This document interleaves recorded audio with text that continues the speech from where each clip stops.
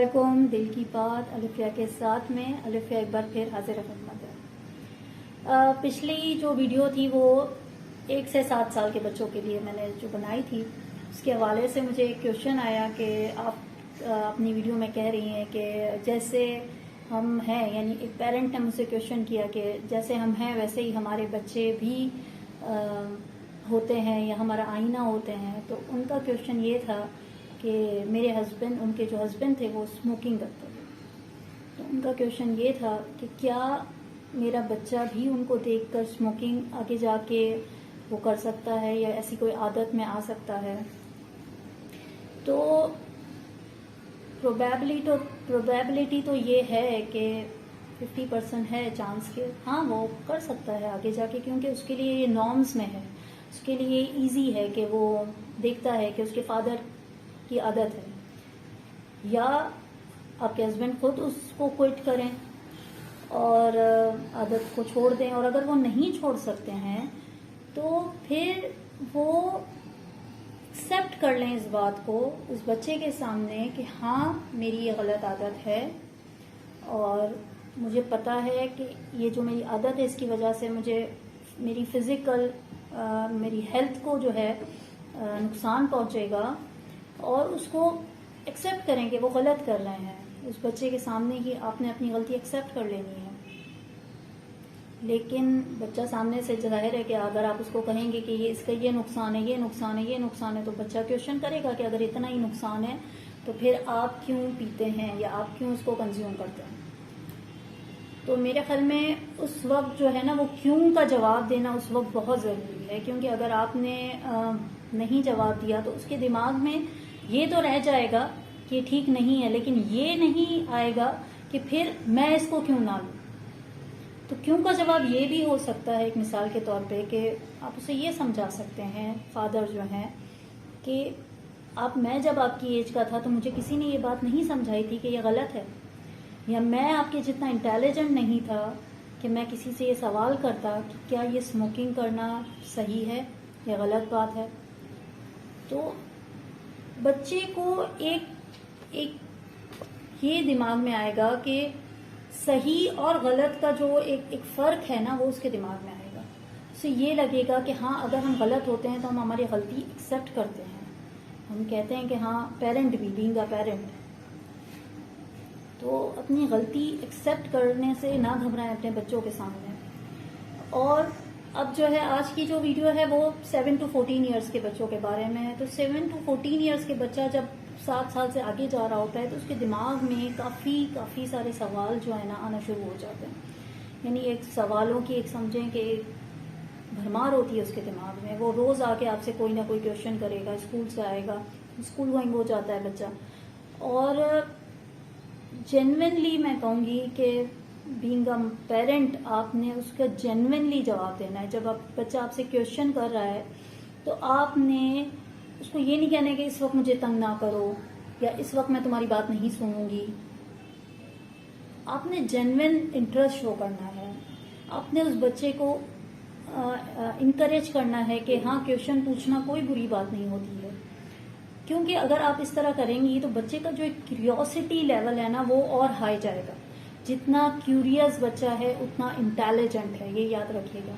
जब हम बच्चों को सवाल करने से रोकते हैं और उनको ये आदत डालते हैं कि ये बात, समटाइम्स बच्चे बहुत ही ऑकवर्ड क्वेश्चन भी पूछ लेते हैं जिनका आंसर करना हमारे लिए मुश्किल होता है, लेकिन उस सिचुएशन में भी आपको पेशेंसली उस बात का, उसके पेशेंटली आपको उसकी बात का जो है ना जवाब देना पड़ेगा। अगर आप जवाब नहीं देते हैं तो बच्चे के दिमाग में तो वो क्वेश्चन है, आप नहीं देंगे वो कहीं और से मालूम करेगा। अब वो जिससे मालूम करेगा वो क्वेश्चन, तो पता नहीं वो उसको उस बात का क्या जवाब देगा। हमारे एजुकेशन सिस्टम में भी देखा जाए तो यही खामी है ना।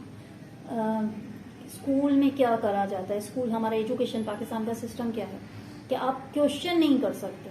अगर बच्चा एक बार क्लास में क्वेश्चन करेगा तो टीचर इंसल्ट करती है बच्चे की और उनसे ये कहती है कि आपको एक बार में समझ में नहीं आता है।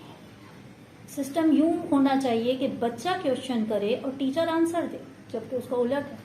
तो टीचर जो है वो क्वेश्चन करती है और बच्चा आंसर देता है, और यहीं से बच्चे की क्यूरियोसिटी जो होती है ना मर जाती है। सवाल पूछने से कतराता है। तो बीइंग अ पेरेंट आप जितना उसको क्यूरियस बना सकते हैं ना, वो जो आपसे पूछे आप उसको इनकरेज करें, उसकी तारीफ करें कि हाँ वो पूछता है, उसके जवाब दें। और अगर आपको नहीं पता है ना, तो आप उसको ये एडमिट करें उसके आगे कि हाँ मुझे ये नहीं पता, आपने मुझसे जो पूछा है, लेकिन मैं कोशिश करूँगा या करूँगी कि मैं आपके सवाल का जवाब दूँ, ढूंढूँ और आपको बताऊँ इसके बारे में। तो इंटेलिजेंस जो है ना इसी तरह डेवलप होती है बच्चे के अंदर। आपने सुना होगा वो गूगल बॉय, जो एक इंडिया का एक बच्चा है जिसको गूगल बॉय कहा जाता है। उससे जब पूछा गया कि तुम्हारे पास इतनी सारी इंफॉर्मेशन कहाँ से आई है, तो उसने यही कहा कि जब मैं अपने पेरेंट्स से कुछ भी क्वेश्चन पूछता था तो वो मुझे हर चीज़ का आंसर देते थे, मेरे ग्रैंड पेरेंट्स, मेरे पेरेंट्स, और मैं खुद भी फाइंड आउट करता था, अपने टीचर से पूछता था, और जब तक मुझे उसका राइट आंसर नहीं समझ में आ जाता मैं चैन से नहीं बैठता था। तो यही है कि बच्चा इंटेलिजेंट तभी बनेगा। मैं इंटेलिजेंस की बात कर रही हूँ, ज़रूरी नहीं है कि एकेडमिक्स इंटेलिजेंस हो तो और आप उसके साथ जोड़ दे कि नहीं ग्रेड्स अच्छे आते हैं। ग्रेड्स डजंट मीन कि आपका बच्चा इंटेलिजेंट भी है। तो आप उसकी इंटेलिजेंस लेवल को, जो उसका आईक्यू लेवल है ना, उसको इंक्रीज तभी कर सकेंगे जब आप अपने बच्चे में क्यूरियोसिटी इंक्रीज कर देंगे। उसकी क्यूरियोसिटी को नहीं मरने दीजिए।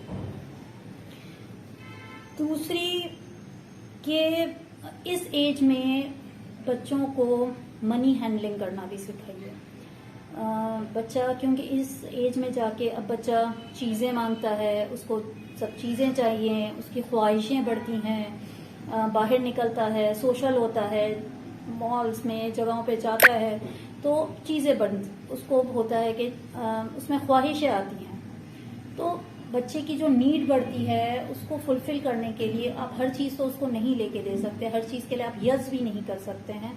तो उसको मनी हैंडलिंग सिखाइए। आप उसको 9, 10, 11 साल का आपका बच्चा है तो आप उसे पॉकेट मनी दीजिए, और उसे इतनी दीजिए जितनी उसे ज़रूरत है।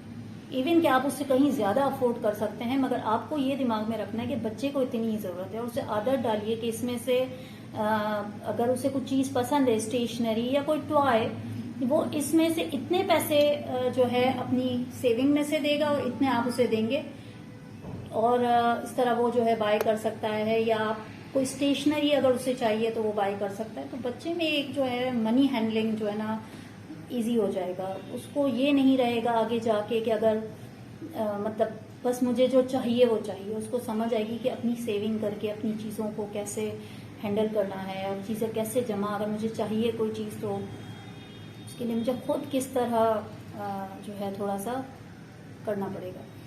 तो ये छोटी छोटी चीज़ें जो है इस एज के बच्चों को आपने सिखानी है कि एक कि बच्चे को क्यूरियोसिटी आपने नहीं उसकी ख़राब करनी है, उसकी क्यूरियोसिटी को किल मत कीजिए, और उसको मनी हैंडलिंग सिखाइए, उससे चीज़ों की कदर करना सिखाइए। जब तक मांगे नहीं तब तक उसे चीज़ों के ढेर लाके मत दीजिए, जब ज़रूरत हो और तभी दीजिए। उसके हर सवाल का उसको लॉजिकल जवाब दीजिए। बच्चे बहुत ज़्यादा लॉजिकल होते हैं, हमसे भी कहीं ज़्यादा। आप उनको एक बार लॉजिकल तरीके से अगर आप किसी वो मांग रहा है और आप मना कर रहे हैं तो आप उनको लॉजिकली एक रीज़न दे दीजिए कि ये क्यों मना किया जा रहा है।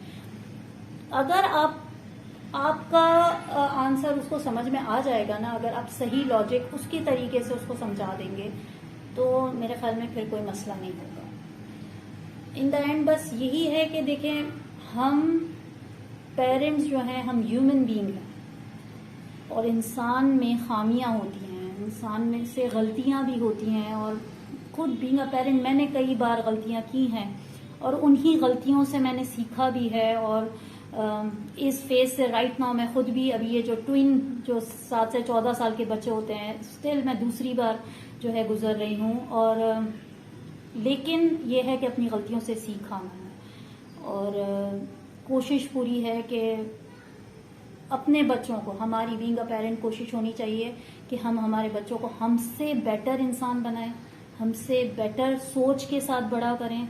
एक इंटेलिजेंस लेवल उसका, उस बच्चे का हमसे कहीं ज़्यादा हाई हो।